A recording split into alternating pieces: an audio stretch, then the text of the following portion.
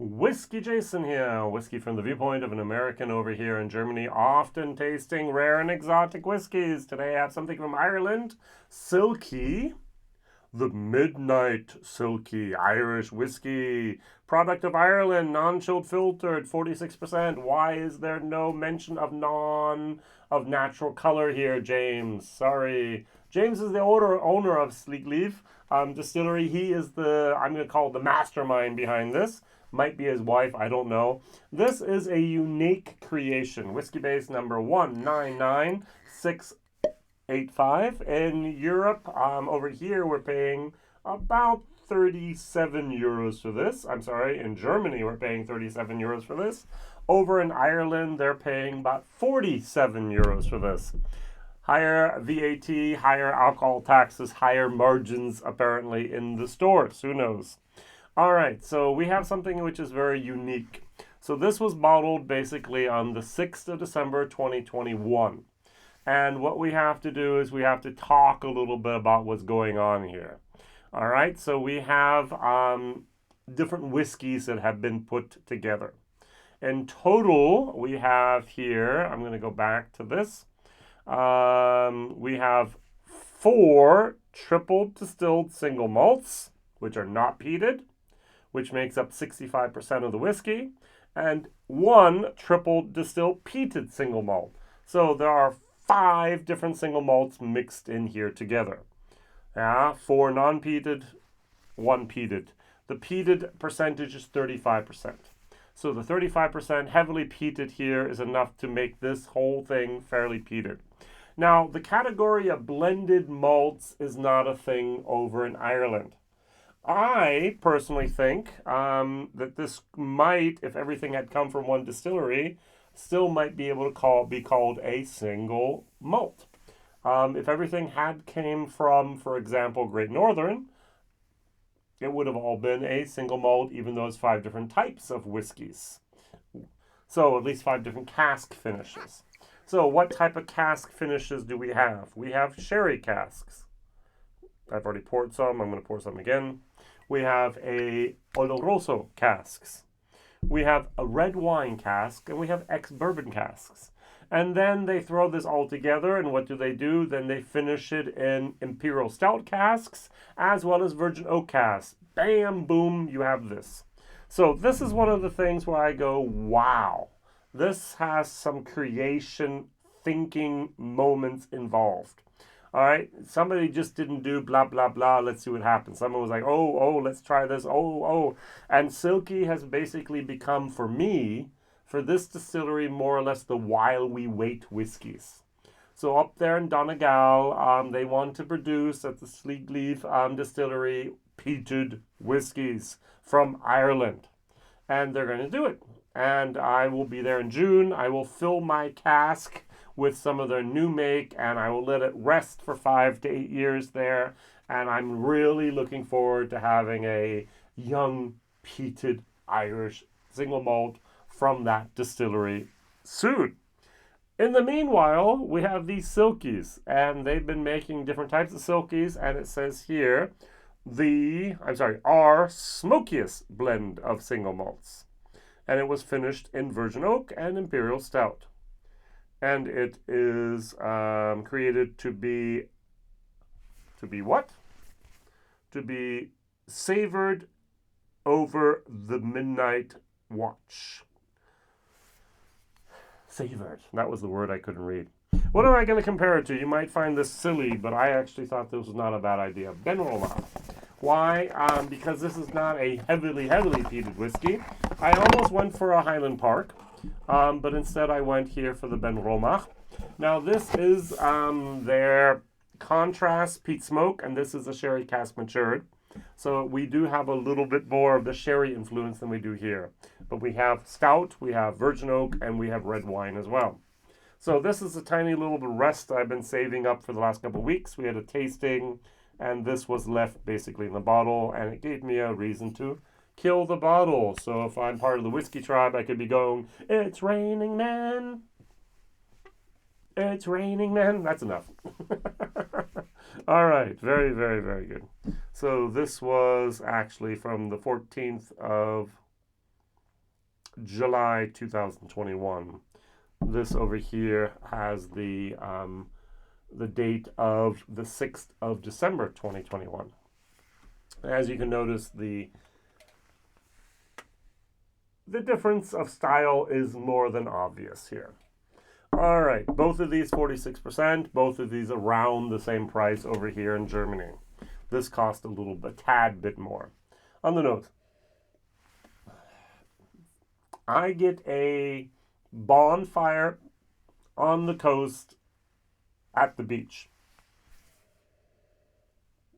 I get a tiny little bit of a smokehouse, but I get some type of orange chocolate raisin involved in this. I even get a little tiny bit of a Christmas spice, some clove, some cinnamon, and some sweetness. Some of those raisins again. I'm amazed that I like this, but I like. I remember not liking the very first Silkie. I remember every time there's a new Silkie, I like it more and more, basically. And this might be one of the best Silkies I've ever had. And I must actually confess that they're just doing a great job of learning, having a good learning curve there.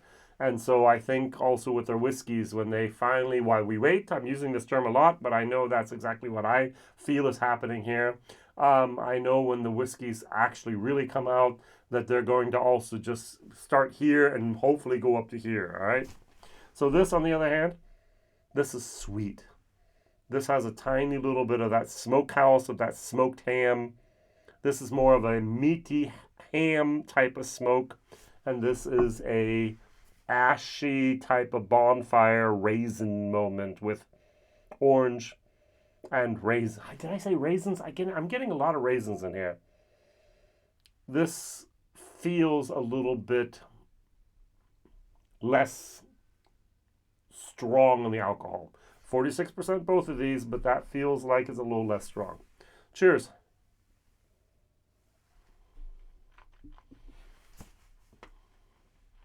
Mm-hmm.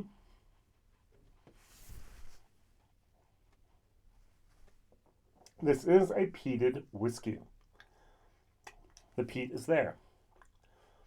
It has that smokehouse moment. It has the bonfire, ashy moment.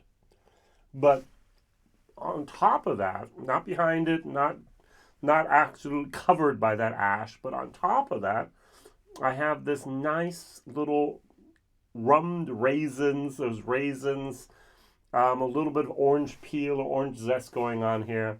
This is actually very, very nice. I like that. So the official tasting notes say, let me read them now. Perfectly balanced with sweet notes of pear, sandalwood, don't get that, oak, along with hints of sherry and chocolate, creaminess from the Imperial Stout casks.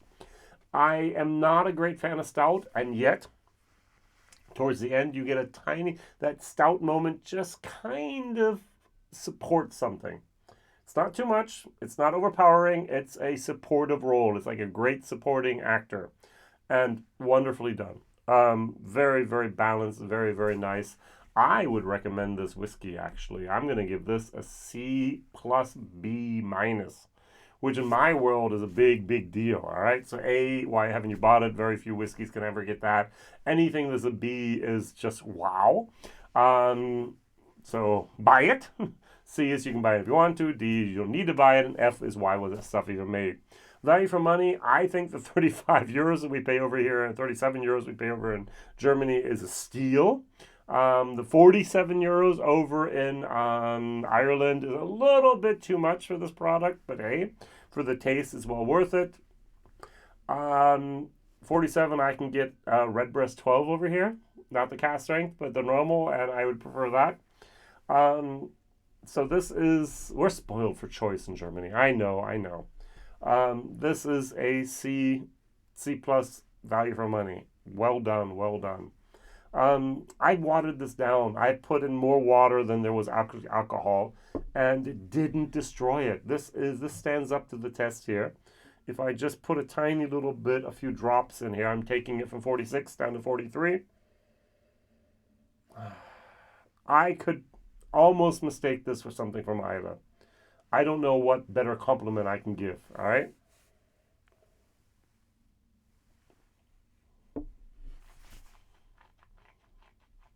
Mm-hmm.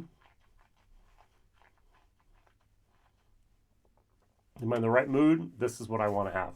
This is more of a winter type of Christmassy dram with that peatedness going on in the background. Question of the day, what is your favorite lightly peated whiskey? With lightly peated, I mean less than 35 ppms.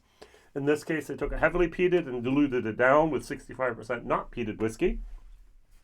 Basically the same thing Highland Park does. They take their peated, floor malted, malted barley, mix it with unpeated, and then ta-da! You have that. Very, very nice. Highland Park is a thing. Ben Romach is a thing. What other whiskeys out there do you know that are lightly peated? Atnemochen does the same thing. They mix their peated and unpeated together. Very, very interesting concepts that are going on. I think Raze is not that heavily peated. Torabeg, for me, is not that heavily peated. Sky, so Taliska is not that heavily peated. Those are things that I call the, before you get to Islay, before you get to Adbeck, before you get to Lafroig and Lagavulin and so the rest, that don't kill Homan, that don't blow your socks off with a peat. What's your entry level peat? Where do you start the people off at? Where do you go, hey, try the Taliscan, try the Highland Park, try the Ben Romach, and see if you can enjoy it, or do you just want to spit it out and curse out the person that gave it to you? I've had many of people go, I don't like Scotch. It's like they've had Ardbeg. Ardbeg 10. That's not Scotch, that's Ardbeg. Ardbeg is special. Yeah, like I had a Lagavulin or Lafroig. It's like, oh, that's special. Yeah, anything from most things from Islay are special. All right, I get a little bit more of a plastic type of moment. Look, Play-Doh going on here. Get a sherryness, a sweetness, plasticine, a little bit of rubbery moment. Cheers.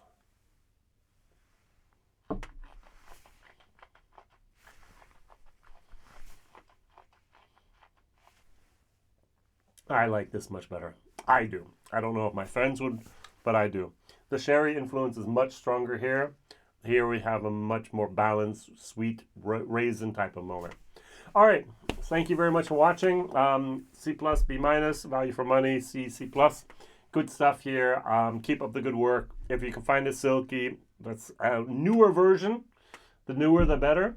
Buy them, enjoy them, share them, and also invite other people to not just watch my channel and watch my reviews, but also to drink more Irish whiskey. All the best. WhiskyJason here.